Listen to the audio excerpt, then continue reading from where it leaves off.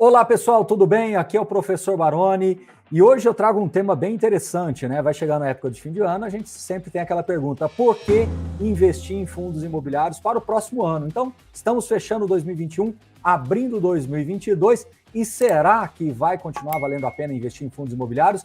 E eu trouxe aqui o Marcos Correia, o nosso querido Golden Boy da Suno, para responder a essa pergunta e tantas outras.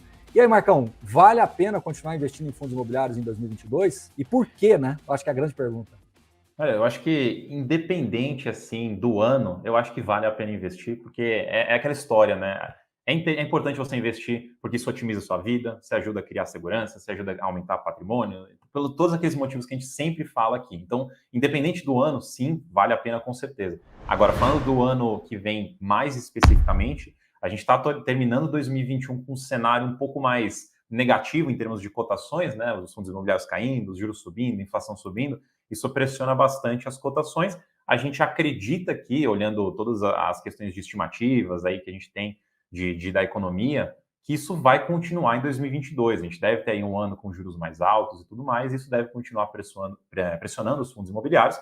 Logo, as cotações continuam caindo, mas a parte interessante de tudo isso é que os fundos continuam pagando uma boa renda. Então, os aluguéis estão sendo pagos, os CRIs estão sendo pagos, a renda está sendo distribuída. Muitos fundos imobiliários não tiveram queda de rendimento, inclusive alguns tiveram um crescimento de rendimento. Então, é uma época que você vai ter aí com várias oportunidades de você comprar cotas baratas, boas pagadoras aí de rendimentos mensais. Então, o que já era interessante antes, né, pelo rendimento em si, agora está mais barato. Então, pelo menos a visão que eu tenho para 2022 é essa. Deve ser um ano aí mais lateralizado, talvez, em termos de cotação, mas aí tem bastante oportunidade de você comprar bons fundos com qualidade, pagando uma boa renda por preços bem mais interessantes. E ainda, pensando que é um ano de eleição, potencialmente aí pode ter uma volatilidade, né? Que pode apresentar outras oportunidades também. Pelo menos é mais ou menos essa visão que eu tenho tido aí para o ano que vem.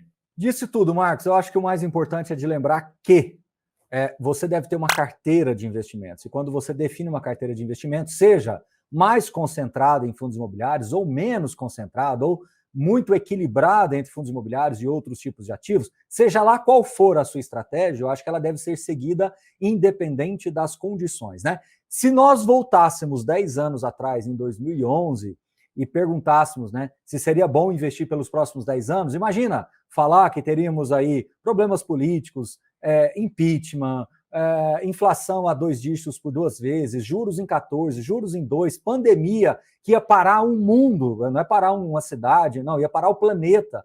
As pessoas iam ficar proibidas praticamente, né, ou com restrições de sair de casa. Como é que você se comportaria num cenário como esse? Então, muito possivelmente, você não teria a resposta, ou, tendo a resposta, você não, talvez, iria querer entrar em ativos de renda variável. Mas os FIIs estão aí para mostrar que sobrevivemos a tudo isso.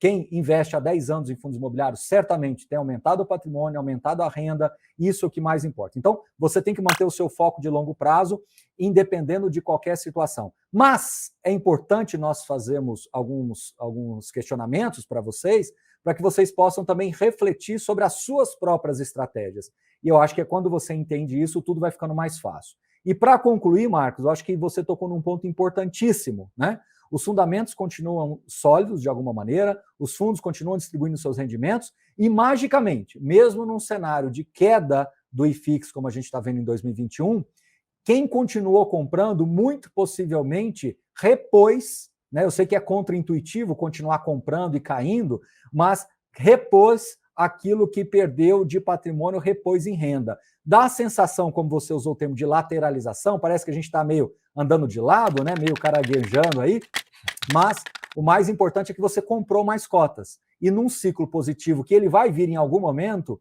você conseguiu comprar cotas em condições de mercado melhor, com uma boa margem de segurança. Concorda comigo, Marcos?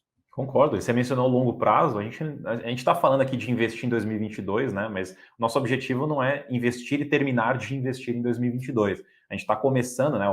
Possivelmente muitas pessoas vão começar em 2022, continuar em 2022, pensando para 20, 30, 40, 50, quantos anos estiver lá para frente. E durante esse período vão ter várias quedas. Então não é a única. A gente não está em algo exclusivo. Vão ter mais quedas, vão ter altas, vão ter baixas, vão ter eleições, vão ter crises, vão ter várias coisas. E nesses momentos, o investidor que tiver estratégia lá, tiver olhando, tiver calmo, consciente do que está acontecendo, consegue aproveitar várias dessas coisas. Então, reforçando o ponto da qualidade dos fundamentos, o cenário que a gente está não atrapalhou esses fundos. Então, assim, se não atrapalhou e você comprou antes que estava mais caro, por que agora não faz mais sentido comprar? Claro que faz sentido. Então, é importante manter a atenção sempre na qualidade, no fundamento, você continuar investindo na sua estratégia e também aproveitar aí as oportunidades que você tem pelo caminho. Mas peraí. Antes da gente continuar, eu quero destacar para vocês que se você está precisando controlar os seus investimentos, nós temos uma planilha aqui muito interessante que você pode baixar gratuitamente. Basta clicar aqui na descrição do vídeo. O pessoal já sempre me pergunta o que é longo prazo, né? Eu acho que o longo prazo é quando você não define uma porta de saída, em que você entende que você está acumulando patrimônio, vai usufruir dessa renda e vai transferir para os seus sucessores. Então, o longo prazo é o infinito. Indiretamente é o infinito. Você não está cravando uma data. Por isso que fundo imobiliário ele não é renda fixa, ele não tem um prazo de validade. Eu estou investindo porque eu vou sacar todo o meu patrimônio de fundos imobiliários em 2042. Não tem sentido você pontuar dessa forma. Você está investindo em fundos imobiliários, que você está acumulando patrimônio, você vai usufruir da renda e vai transferir para os seus sucessores, que também vão continuar acumulando, vão usufruir da renda, que vão transmitir para os outros sucessores e por aí vai. Então, o capital vai ficando investido. Inclusive, né, Marcos, no Brasil nós não temos muito esse hábito, não é? Culturalmente falando, esse hábito de transferência de investimentos em valores mobiliários. Claro que tem transferência de terras, né, propriedades, historicamente falando, mas de valores mobiliários, talvez é a nossa geração que está inaugurando esse momento. Então, o longo prazo não são nem 2, nem 3, nem 5, nem 10 anos. É a perenidade, é você entender que isso vai passar de geração em geração. E amanhã você vai ter uma carteira de fundos imobiliários para os seus netos, para os seus bisnetos e, consequentemente, de geração a geração. Marcos, fechamos então? Acho que eu só queria deixar uma última dica aqui para o pessoal, que para quem tiver com mais receio de investir, ou medo, ou incerteza, tem sempre aquela história de você não precisa descarregar todo o seu aporte, todo o seu investimento de uma vez só em determinado momento. Então, se você está num cenário volátil, se você está num cenário que talvez está um pouco mais difícil de você selecionar potencialmente, você pode fazer pequenos aportes, né, vários aportes durante o mês ou durante as semanas aí, para você diluir o risco de você fazer um aporte errado. Então, se você tiver com receio, talvez esse caminho possa ser um jeito de você ir com um pouco mais de conforto, comprando de pouquinho em pouquinho, e daí se por acaso você errar um aporte, né, sei lá, comprou num valor que começou a cair mais depois, vai ser diluído nos seus outros aportes, e na média você fez aí uma boa compra, pode ser um caminho para quem tiver aí com um pouquinho de receio. É isso aí, lembrando de inscrever no canal, compartilhar com os amigos, dar aquele joinha pra gente, tem todo o material disponível que a Suno sempre coloca aqui para vocês na descrição. Marcos, muitíssimo obrigado e até o próximo vídeo. Valeu!